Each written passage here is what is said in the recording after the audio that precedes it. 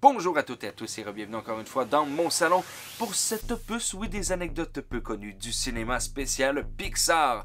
Oh que oui, tout le monde le sait, il y a beaucoup de choses à dire sur cet univers cinématographique qu'est le monde de Pixar. Donc aujourd'hui, c'est un tout petit survol de ce que je pourrais dire, car croyez-moi, il y a du contenu pour au moins une dizaine de capsules.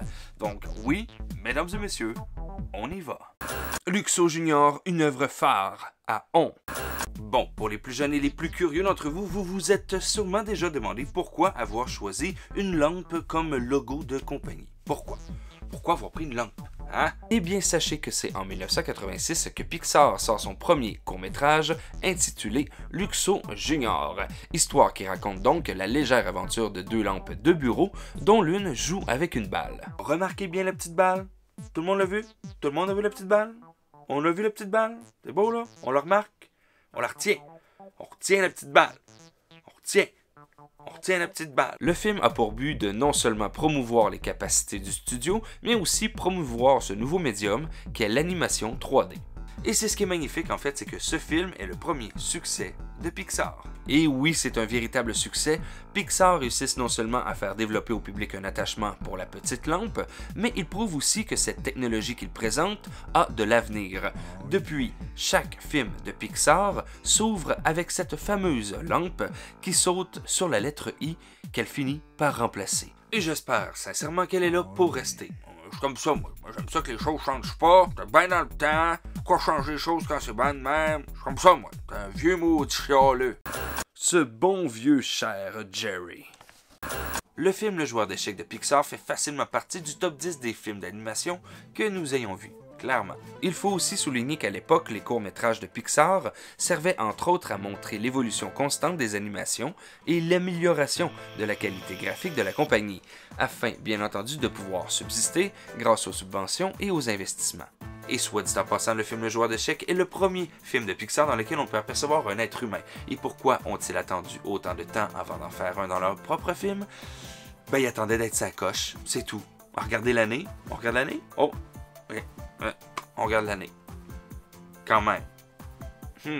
Court-métrage donc qui leur apportera 6 prix à travers le monde, dont l'Oscar du meilleur court-métrage d'animation en 1998.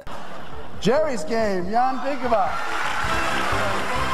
Il sera aussi projeté en salle avant le film Bugs Life, et pour le faire découvrir à un public le plus large, il était présent avant le film principal sur la VHS de Bugs Life. Bon, c'est bien beau tout ça, mais est-ce que vous saviez que ce personnage apparaissait dans un autre Pixar? Oh oui!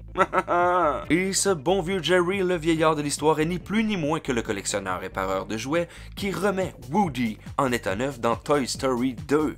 Et pour preuve, on peut voir dans sa trousse d'outils des pièces d'échecs en référence au court-métrage. C'est hot, hein? Hein? C'est hot, hein? À vous, hein? Hein? Hein? Hein? Hein? Hein? Le bal du ballon qui se promène de film en film. Et c'est là qu'on va voir si vous êtes attentif. Vous vous souvenez, tantôt je vous ai demandé de vous souvenir du ballon, hein? Le petit ballon dans le premier film de Pixar, oui? Bon écoutez, c'est pas grave si vous vous en souvenez pas, parce que après ce qui suit, vous allez même le voir dans vos cauchemars. Eh bien, sachez que le studio aime bien le glisser un peu partout. Il apparaît certes dans Luxo, mais aussi dans Red Dream, présent dans Toy Story 1, et dans le deuxième volet, bien entendu, apparition dans Monster Inc., bien caché avec les autres dans Finding Nemo. Il y a aussi ses couleurs, oui, dans Jack Attack en 2005, un passage rapide dans Presto, on peut le voir dans Hop, il revient, oui, dans Toy Story 3, très sournois mais bien présent dans Brave. Non, c'est pas fini. Toy Story of the Terror et That Time Forgot ont aussi leur lot, oh oui. Monster University n'y échappe pas, une petite cocasserie dans The Good Dinosaur, irrévocablement présent dans Inside Out, petit écho dans Finding Dory, belle prestance dans Cars, troisième du nom, et finalement, oui, dans Coco. On peut, oui, bien entendu, l'apercevoir dans d'autres œuvres que les films de Pixar, bien présent en tant que référence, en tant que clin d'œil, en tant que easter egg ou, comme j'aime bien l'appeler, en tant qu'intertextualité. Bon, effectivement, on peut le voir aussi dans l'émission pour enfants Blue, dans les Razmoquettes plusieurs fois, dans Winnie l'ourson, etc. Et voilà, c'est ce qui conclut malheureusement cet opus des anecdotes peu connues du cinéma spécial Pixar. Nous tenons à remercier les nouveaux abonnés. Oui, bienvenue dans mon salon. Allez hop, ramenez vos amis, puis profitez des listes de lecture. Vous devriez